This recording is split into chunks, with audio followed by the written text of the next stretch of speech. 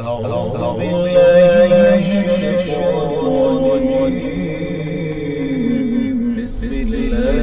الرحمن الرحيم.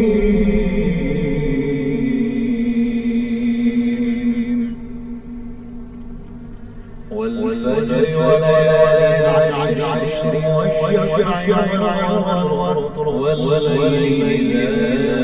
يسر هل في ذلك قصص للعبرة ألم تر كيف فعل ربك بعاد إرم ذات العماد الذين يخلصون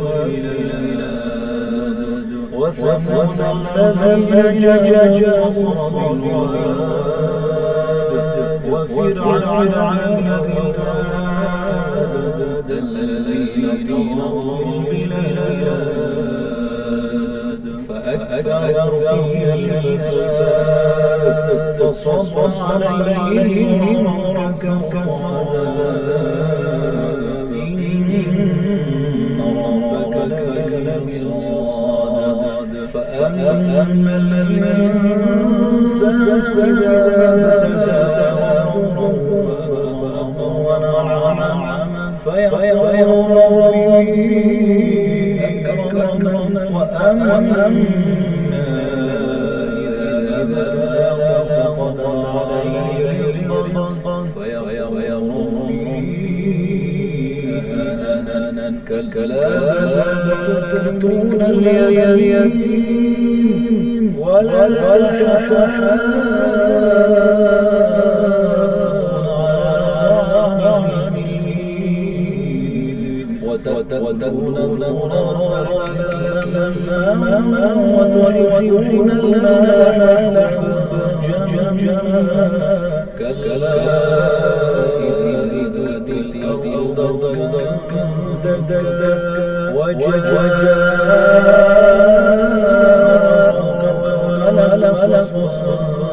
صفا وجيء يومئذ بجهنم يومئذ يتذكر الإنسان